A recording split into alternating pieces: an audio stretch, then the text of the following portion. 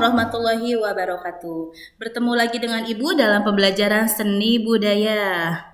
Untuk materi ketiga, kelas 9, kita akan membahas tentang tari kreasi berdasarkan pola lantai dan unsur pendukung tari. Lanjut, adapun kompetensi dasar dan tujuan pembelajarannya bisa kalian lihat di slide ya. Lanjut, kita ke pengertian dan jenis tari kreasi. Tari kreasi baru merupakan unsur kebebasan dalam pengungkapannya. Tari kreasi baru itu ada dua macam. Yang pertama, masih berpola pada tari tradisional, dan yang kedua, tidak berpola pada tari tradisional. Maksudnya apa? Kita lihat. Yang pertama, tari kreasi baru bergaya tradisi. Maksudnya adalah tarian ini mengutamakan kebebasan dalam pengungkapannya, tetapi masih menggunakan unsur gerak tari tradisional. Misal, tari merak. Tari merak merupakan tari kreasi yang masih menggunakan unsur tari tradisional seperti gerakan, iringan, kostum, serta tata riasnya. Lalu yang kedua, tari kreasi baru tidak bergaya tradisional. Maksudnya, tarian ini mengungkapkan kebebasan dan lepas dalam pengungkapannya, tanpa ada keterkaitan dengan aturan maupun standar tari tradisional. Contoh, tari hip hop, tari caca, dan break dance. Lalu yang kedua, ragam tari tradisional. Indonesia memiliki banyak sekali tokoh tari yang mengembangkan tari kreasi tradisional. Ada Bagong Kussudiharjo, Nugraha Suradireja, ada Gusmiati Said, Imario, dan Eko Supriyanto. Penggambaran tarian ini diambil dari latar belakang cerita, legenda, dongeng, dan mitos daerah. Oke, tari kreasi baru tradisi terdiri atas yang pertama ada tari tani, tari rantak, dan tari merak angelo. Tari tani merupakan tari kreasi baru yang diciptakan oleh Bagong Kussudiharjo. Nah, tarian ini menggambarkan gerak petani wanita Jawa dari menanam padi hingga menunggu padi saat menguning, menuai padi sampai pada saat menumbuk padi menjadi beras. Lalu yang kedua ada tari rantak. Tari rantak itu berasal dari Minangkabau. Tarian ini memiliki gerakan dinamis yang terinspirasi dari pencaksilat. Oke, tari ini merupakan salah satu tarian yang mengedepankan dan menegaskan ketajaman gerakan penarinya. Kemudian yang ketiga, ada tari merak angelo. Tari ini menggambarkan tentang burung merak jantan dengan bangga memamerkan keindahan bulu ekornya yang panjang, berwarna-warni, serta meliukkan badannya, dengan maksud menarik perhatian si burung merak betina. Yang ketiga, pola lantai tari kreasi.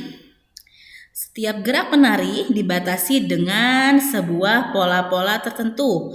Pola-pola gerakan tersebut dinamakan pola lantai. Pola-pola tersebut pada umumnya berupa garis-garis gerakan penari. Garis inilah yang akan dilewati oleh si penarinya. Yuk, lanjut. Yang pertama, pola lantai tari tunggal.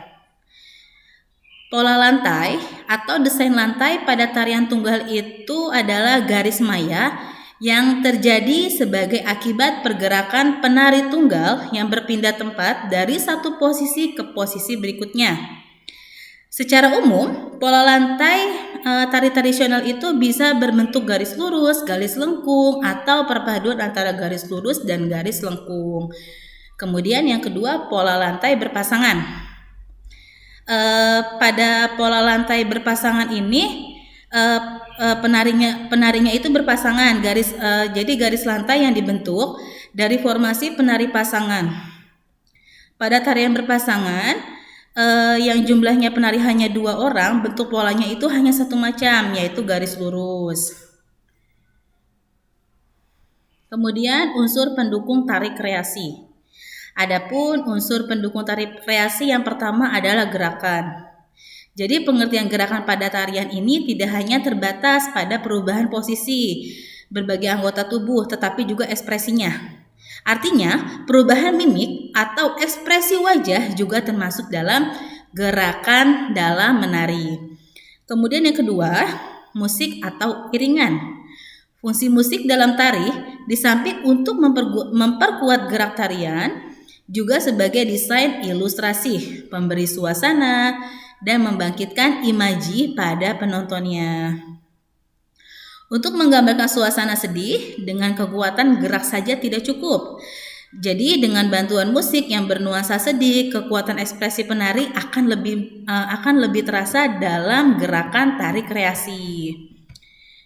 Lanjut, yang ketiga, tata rias dan busana tari kreasi.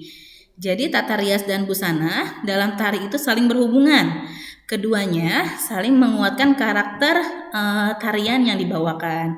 Jadi tari kreasi dan tata busana begitu terbuka terhadap perubahan.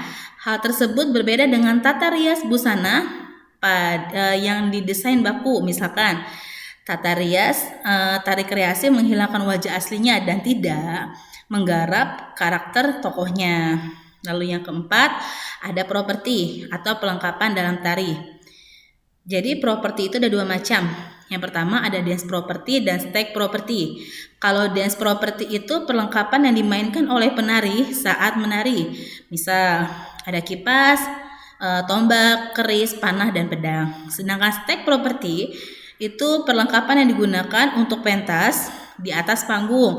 Misal trap untuk meninggikan posisi penari dalam pentas. Oke. Sekian pembelajaran dari Ibu. Adapun sumber yang Ibu gunakan dalam materi seni budaya kelas 9 adalah yang pertama buku seni budaya kelas 9 dari Platinum. Lalu yang kedua, Ibu menggunakan aplikasi Canva dalam pembuatan PowerPoint-nya.